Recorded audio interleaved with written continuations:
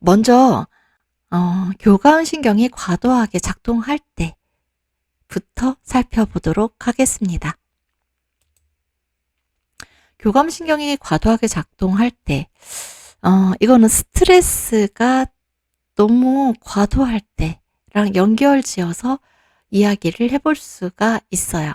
스트레스가 지속될 때 어떤 일이 발생하는지 이 다양한 연구 논문들, 문헌들을 종합해 보면은요. 대표적으로 심혈관계 질환이나 뇌신경계, 면역계 질환, 대사 질환이 발생한다고 나와 있어요. 네, 이런 질환들이 어떤 원리에 의해서 나오게 되는지를 설명해주는 그림이에요. 이것도 제가 이 크로닉 스트레스 인플라메이션 앤 콜론 캔서라는 논문에서 가지고 왔거든요. 그러니까 장기적인 스트레스가 면역과 이 콜론 캔서, 대장암에 어떤 영향을 주는지에 대한 논문인데, 이 논문에 우리가 앞에 교감신경이 항진됐을 때 우리 몸에 작동하는 두 개의 축 얘기를 했었죠. HPA 축과 SAM 축을 너무나 그림으로 간단 명료하게 설명을 하고 있어요. 그래서 이거를 가지고 왔거든요. 그리고 옆에 그림은요.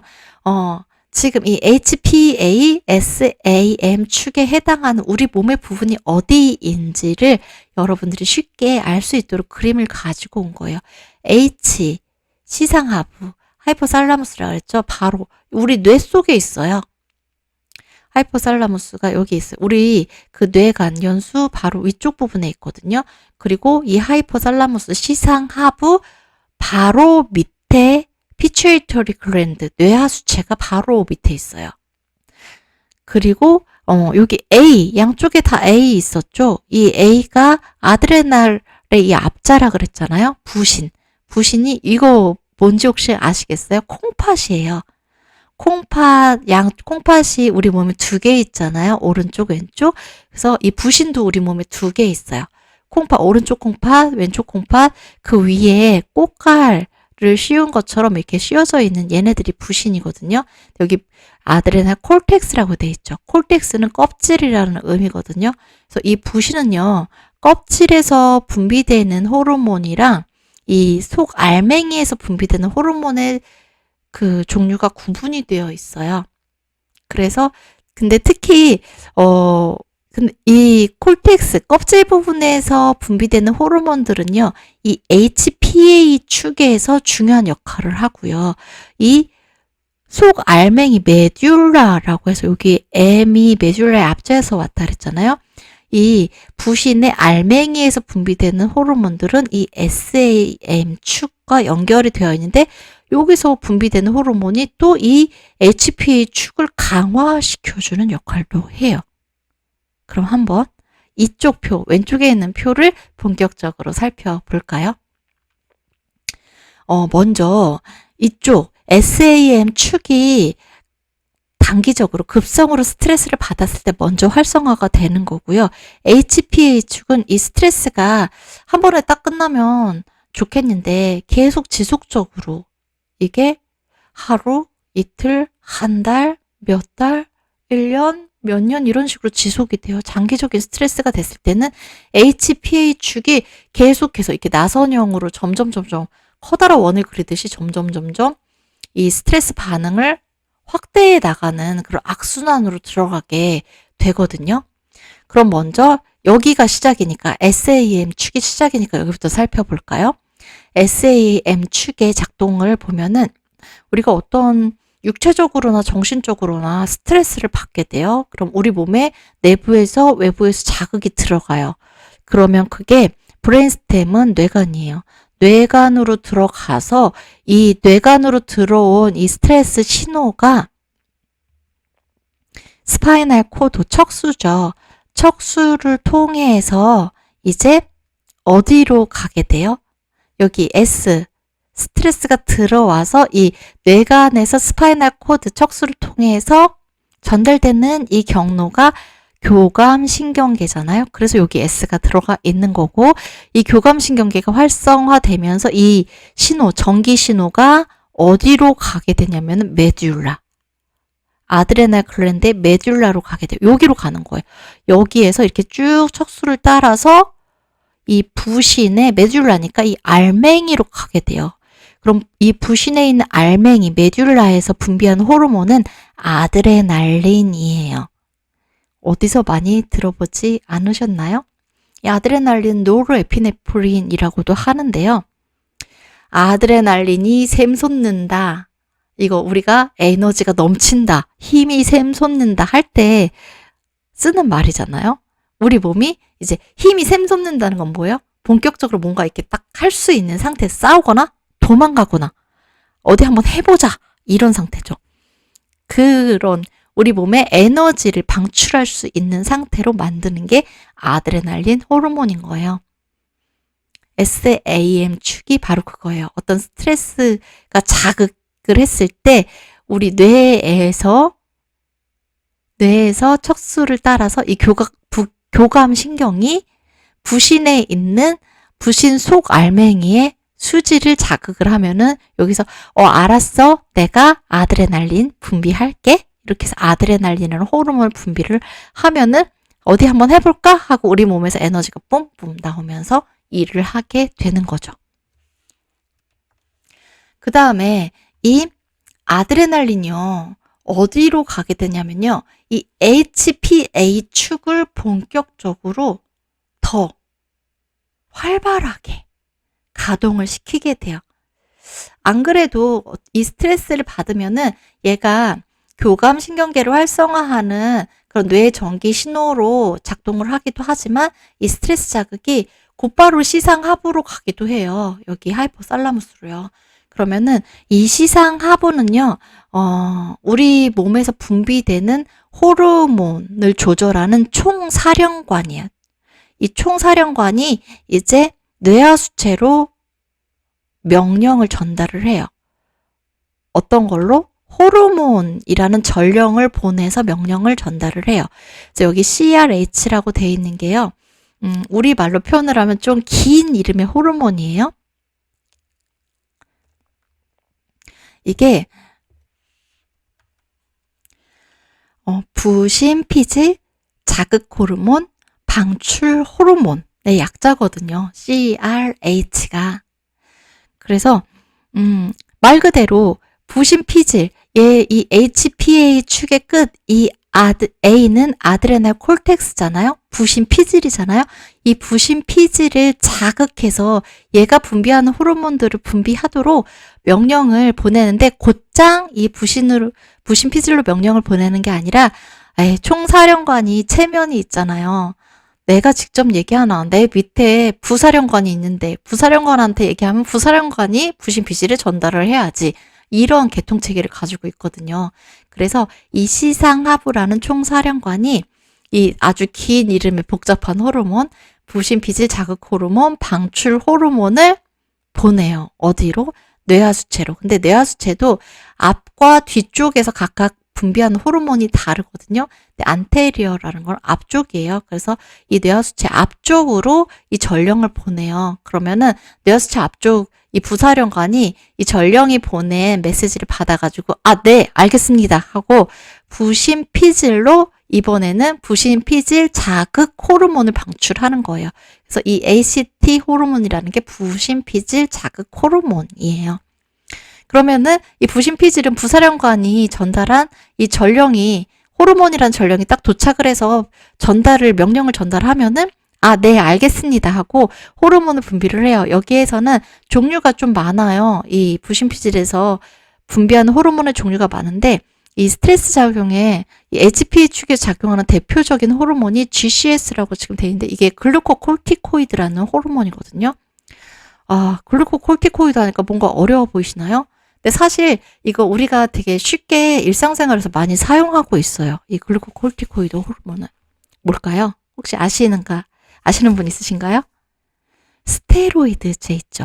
우리 염증이 좀 심하거나 할 때 연고로도 바르고 먹는 약으로도 스테로이드제 많이 사용하잖아요. 바로 그 스테로이드제가요. 이 부신피질에서 분비되는 글루코콜티코이드예요. 네, 우리 몸속에서 만들어지는 천연 스테로이드를 분비를 하게 되는 거예요. 그리고 이 부신의 껍데기, 아드레날 콜텍스에서 분비하는 이 글루코콜티코이드가 우리 몸에 필요한 작용을 하게 되거든요. 일시적으로는. 앞에서 교감신경과 부교감신경의 작용을 받잖아요. 거기에서 간에서 저장하고 있는 그 글루카곤을 다시 포도당의 형태로 곳간에서 방출을 해서 이거 에너지 만드는 데 써 하고 다시 내보내는 작용을 해서 혈당을 올렸죠. 이것도 이 우리 몸속의 천연 스테로이드, 글루코콜티코이드가 하는 작용 중에 하나고요. 또 이 글루코콜티코이드가 면역 반응을, 스테로이드 제제가 염증 반응이 너무 심할 때 그걸 바르면은 염증이 가라앉는 게 이 염증 반응을 억제하는 거잖아요. 근데 염증 반응이라는 거는 사실 우리 몸에서 불필요한 작용이 아니라 우리 몸에서 꼭 필요한 면역 반응의 가장 핵심적인 반응 중에 하나예요. 그래서 염증 반응이 사라진다는 거는 우리 몸의 면역의 중요한 기전이 사라진다는 거. 그러니까 면역 체계에 뭔가 문제가 생긴다는 거거든요. 그래서 일시적으로는 염증을 억제해서 내가 좀 효과적으로 몸을 움직이고 에너지를 사용할 수 있는 상태를 만들어 주지만 이게 장기적으로 갔을 때는 면역 반응을 억제하게 되는 그런 최악의 상태를 가지고 오게 되는 거죠. 그것도 바로 우리 몸속의 천연 스테로이드, 글루코콜티코이드가 관여하는 일이에요. 그리고 또 얘가 뼈를 약화시키는 작용도 하게 되고, 또 우리 피부도요, 이 약화시키는 작용을 하게 돼요. 우리가 교감신경이 활성화됐을 때 피부로 가는 혈관을 수축시킨다 그랬잖아요. 거기에도 관여를 하거든요. 그러면서 피부에도 문제를 유발하는 게 바로 이 부신 피질에서 분비하는 호르몬들이 가지는 작용들이에요. 그래서 이게 짧은 순간에 딱 에너지를 써야 될 때 그때 바짝 딱 나왔다가 다시 정상 수준으로 돌아가면은 아무런 문제를 일으키지 않는데, 얘네들이 장기적으로 우리 몸을 잠식했을 때 이런저런 문제들이 발생을 하게 되는 거죠. 네, 이제 이 HPH과 SAM축 이해가 되셨죠? 그러면 이 교감신경이 너무나 우위를 차지하고 있어요. 나 싫어. 나 여기 밑에 계속 이렇게 힘 꽉 주고 있을 거야. 양보 못해. 이러고 있어요. 그럼 균형을 회복하려면 어떻게 해야 될까요? 교감신경과 부교감신경은 서로 시소를 타는 것과 비슷하다 그랬잖아요. 그러면은 이게 중간에 지금 여기 퓨마일까요? 표범일까요? 표범이랑 사자가 있어요. 근데 표범이 싫어, 내가 힘이 더 세, 내가 절대 양보 못해, 이러고 힘을 꽉 주고 있어요. 그럼 이 상태에서 우리 재미있게 시소 좀 타자, 사자 한번 내려갔다가 표범 한번 내려갔다가 이렇게 하자 하려면은 중간에서 하마가 오른쪽 왼쪽으로 왔다 갔다 하면서 무게중심을 바꿔주면 되겠죠. 이렇게 하마가 이 표범이 교감신경이라고 할 때, 야, 너무 너만 그렇게 밑에 내려가 있지 마 하면서 사자 쪽으로 뒷걸음질 쳐서 가줘요. 이게 뭐예요? 부교감신경을 업 시켜주는 거예요. 부교감신경의 활동을 증진시켜주는 거죠. 이게 교감신경이 너무 내가 다 차지할 거야, 다 내 거야 라고 했을 때 이 교감신경을 좀 잠재워 줄 수 있는 효과적인 방법이 되겠죠. 여기 이거는 뭐냐면요, 부교감 신경을 활성화시켜줄 수 있는 그런 활동들, 부교감 신경 중에서도요, 특히나 효과적으로 이 교감신경의 작용을 다운시켜줄 수 있는 게 미주신경이거든요. 미주신경의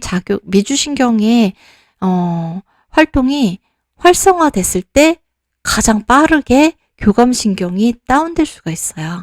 그래서 지금 제가 인간의 활동이나 질병과 이 미주신경 기능이 어떤 관계가 있는지 그 상관관계를 연구한 이런 다양한 수많은 연구들을 모두 모아서 그걸 종합적으로 다시 분석을 한 연구의 그 표를 가지고 왔어요. 여기에 보면은 지금 제가 이 동그란 네모 친 부분 있죠. 이 부분들이 베이걸스 너브가 바로 미주신경이거든요. 부교감신경에서 이 교감신경을 다시 떨어뜨릴 수 있는 가장 빠른 작용을 하는 부교감신경이에요. 그래서 부교감신경의 작용을 증가시키는 것과 연관되는 활동들이요. 이런 게 있었어요. 우리말로 다시 제가 적어봤습니다. 유산소 운동, 그리고 명상, 침술, 침 맞는 거요. 바이오 피드백 훈련, 이완 훈련, 우리 몸을 이완시키는 갖가지 그런 훈련들이 있죠. 그 다음에 식이보조 생선유나 올리브유는 뭐냐면 우리가 그 보조식품 영양제로 생선유나 올리브유를 먹는 거예요. 그래서 생선유 같은 경우는 대표적인 게 오메가 같은 거 있죠. 네. 이런 거를 먹는 거, 이런 활동들이 미주신경이 증가하는 거하고 상관관계가 있었던 거예요. 이 연구 결과를 보면은 그러면은 부교감 신경을 빠르게 효과적으로 높일 수 있는 방법들이 바로 이런 방법들이겠구나. 그렇게 유추를 할 수가 있죠. 그래서 내가 뭔가 극심한 스트레스가 계속 지속돼서 교감신경이 너무 비정상적으로 오랜 기간 항진된 상태예요. 그러면은 그거를 다운시켜줄 수 있는 게 다시 우리 몸을 교감신경과 부교감신경의 균형을 잡게 해주기 위해서 유산소 운동이 아주 좋은 해결 방법이 될 수 있다는 거죠. 달리기를 하거나 숨이 찬 정도로 할 수 있는 그런 운동들, 에어로빅, 줌바 댄스, 그리고 뭐 다양한 스포츠 댄스 이런 것들 다 유산소 운동에 해당되잖아요. 이런 것들이 그 균형을 다시 잡아줄 수 있다는 거고요. 명상. 네, 명상 요새 참 마인드풀리스 마음챙김 해서 예전보다 많이 보편화되어 있죠. 꼭 어떤 종교적인 활동과 연결짓지 않고도 이런 우리의 몸과 마음의 균형, 건강을 위해서 많이 하고 있잖아요. 근데 이 명상도 보니까 미주신경을 활성화시키는 것과 관련이 있다고 밝혀졌어요. 그 다음에 침을 맞는 거 이것도 관계가 있대요. 참 재미있죠. 그 다음에 바이오 피드백 훈련이나 이완 훈련 이런 것들도 있었어요. 근데 바이오 피드백 훈련이나 이완 훈련 같은 게 어떤 전문적인 프로토콜에 의해서 진행이 되는 것들이죠. 사실은 이 연구에서 쓰인 거는. 근데 일상에서도 우리가 어떤 이완 훈련의 효과를 가지고 올 수 있는 우리가 어떤 전문가의 힘을 빌리지 않고 스스로 뭔가를 할 수 있는 것들이 있거든요. 그래서 그런 것들도 제가 바로 뒤에 소개를 해드릴게요. 네. 그리고 또 여기 제가 네모치지 않은 다른 부분들은요. 미주신경의 기운을 축소시키는, 다운시키는 것들이었어요. 보면 sepsis라는 건 폐혈증이거든요. 그리고 그 다음에 acute myocardial infarction 이거는 급성 심근경색이에요. 여기 나와 있는 것들이 다 심혈관계 질환이나 우울증, 비만, 그리고 노화 이런 것들이에요. 염증성 질환이나 이런 것들은 미주신경의 활동을 감소시킨대요. 미주신경의 활동이 감소된다는 거는 교감신경의 활동이 감소된다는 거죠. 교감신경과 부교감신경은 서로 시소처럼 작용을 한다 그랬으니까 부교감신경이 감소하면 무엇이 올라가는 거예요? 교감신경이 올라가는 거죠. 네. 그러면 교감신경이 올라간다는 건 우리 몸이 만성적인 스트레스 상태에 놓이게 된다는 거. 근데 사실 이 연구에서는요. 인과관계가 아니라 상관관계라고 표현을 했거든요. 상관관계는요. 어떤 게 원인이 되어서 이 일이 발생했다는 거, 어떤 게 먼저고 어떤 게 그거에 따라서 오는 거라고 얘기를 해주는 건 아니에요. 쉽게 말해서 미주신경의 기능이 떨어져서 이런 질환이 나타날 수도 있는 거고요. 이런 질환이 나타나서 미주신경의 기능이 떨어질 수도 있다는 얘기인 거죠. 네, 그 점만 유념해서 이 표를 우리가 살펴본다면 여기에서 아주 유용한 팁을 얻을 수가 있는 것입니다. 호흡이랑 노래가요. 지금 앞에 살펴봤던 그런 것과 연관 지어서 이 미주신경을 활성화시킬 수 있는 아주 효과적인 방법이라고 다미주 이론이라는 체계에서 제시를 하고 있어요. 왜 그런지 같이 볼게요. 느리게 쉬는 날숨은 미주신경이 교감신경계를 억제하도록 자극함으로써 우리를 진정시키므로 상이한 호흡 패턴을 배우는 것이 도움이 됩니다. 천천히 숨을 내쉬는 동안 발생한다는 것은 노래를 부르고 있다는 것입니다. 아까가 아니죠. 바로 앞에 표에서 이완 훈련이 있었죠. 이게 어떤 전문가에 의한 훈련이 아니더라도요. 우리 몸을 이완시킬 수 있는, 우리가 할 수 있는 간편한 활동이 뭐가 있냐면 숨을 쉬는데 호흡을 조절하는 거예요. 기본적으로는 숨을 천천히 쉬는 거고요. 그 중에서도 특히 날숨은 뭐예요? 숨을 내쉴 때를 날숨이라고 하죠. 숨을 들이쉴 때마다, 들이쉴 때보다 숨을 내쉴 때 더 천천히 내쉬는 거예요. 내가 숨을 들이쉬는 걸 한 1, 2, 3초 동안 숨을 들이셨어요? 그럼 내쉬는 거는 5초 동안 내쉰다. 이런 식이 되는 거죠. 그랬을 때 미주신경이 교감신경계를 억제하도록 자극한다는 거. 그러니까 미주신경의 작용이 증가한다는 거죠. 네. 이거는 우리가 특별히 어떤 훈련을, 이완 훈련을 받지 않아도 지금 당장 해볼 수 있는 거죠. 근데 이거를 내가 이렇게 날숨을 들숨보다 천천히 쉬어야지 의식하지 않더라도요. 노래를 부를 때는 자연스럽게 이렇게 날숨이 더 길어지게 된다는 거예요. 그렇잖아요. 노래 부를 때 숨을 아주 짧게 잠깐 들이신 다음에 계속 노래를, 가사를 내뱉으면서 계속 숨을 내쉬게 되잖아요. 그래서 노래를 한다는 것 자체가 너무나 훌륭한 이완 훈련이라는 거죠. 노래하는 거 좋아하시나요? 네. 지금부터라도 노래를 좀 많이 불러야 될 것 같아요.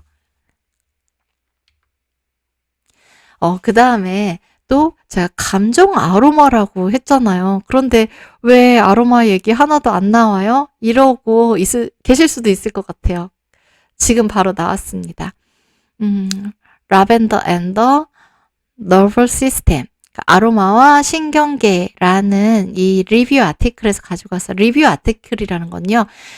지금까지 나온 연구 결과들을 종합을 해서 어떤 연구 결과들이 실질적으로 과학적으로 진짜 이건 효과가 있는 거야, 이거는 근거가 있는 거야 라고 될 수가 있는지 그런 것들을 종합 분석해가지고 이러이러한 연구 결과들, 실증적인 믿을 만한 연구 결과들을 종합해서 분석해 보니까 실제로 라벤더가 내 이 신경계에 이런 영향을 미치더라. 그렇게 연구 결과를 발표를 한 거죠. 여기에 되게 다양한 연구 결과들, 재미있는 연구 결과들이 있어요. 그래서 나중에 이 다음 시간에도 우리가 이제 그런 신경 전달 물질이라든가 호르몬이라든가 이런 걸 얘기할 때도 이 연구가 종종 소개가 될 텐데, 오늘은 지금 우리가 하는 주제와 관련이 있는 부분만 제가 소개를 해드린다면요. 이 연구에서 제시하고 있는 것 중에 이런 내용이 있었어요. HPA축, 교감신경이 활성화되는, 특히나 만성적으로 스트레스 상황이 지속될 때 활성화되는 축이 HPA축이었죠. 시상하부, 뇌하수체, 부시피질 축이었잖아요. 이 축을 억제하는 효과가 라벤더 에센셜 오일에 있다는 게 실험적으로 밝혀진 거예요. 우리가 라벤더 에센셜 오일의 대표적인 작용으로 알고 있는 게 바로 릴렉선트잖아요. 이완시켜주는 효과.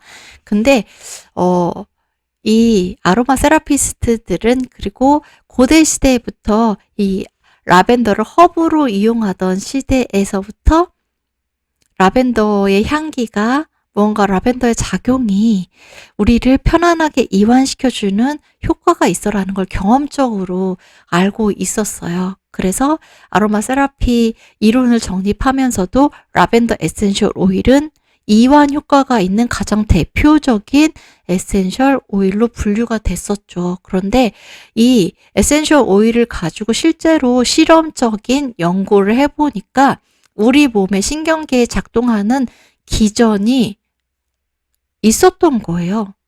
얘가 라벤더 에센셜 오일이 HPA 축을 억제해서 실질적으로 교감신경을 억제하는 작용이 있더라 라고 밝혀진 거죠. 그 다음에 또 이 논문에서 두 번째로 제시하고 있는 거는 H3 수용체를 활성화시켜서 교감신경을 억제한대요. 그래서 결론은 교감신경을 억제하는 실질적인 뇌신경계 작용이 이 라벤더 에센셜 오일에 있다는 건데, 여기서 H3 수용체는 히스타민 수용체 중에 하나거든요. 이거 히스타민은 신경 전달 물질인데, 이 신경 전달 물질에 대해서는 제가 따로 한 시간을 잡아놨어요. 그때 좀 더 구체적으로 설명을 드리겠습니다. 그 다음에 마조람 있죠. 수입 마조람. 이 티저렌즈는 마조람 에센셜 오일이 가지는 그 진정 효과 있죠. 이완 효과. 이게 대부분 자율신경계에 작용함으로써 나타나는 효과라고 제시를 하고 있어요. 그래서 마조람은 특히 그 이완 효과가 부교감 신경을 활성화하는데 중점적으로 작용을 하는 것으로 알려져 있습니다. 이렇게 에센셜 오일들이요, 교감신경과 부교감신경의 그런 신경회로에 직접적으로 작동을 하면서 우리를 편안하게 이완시켜주는 그런 경험을 하도록 해주는 거예요.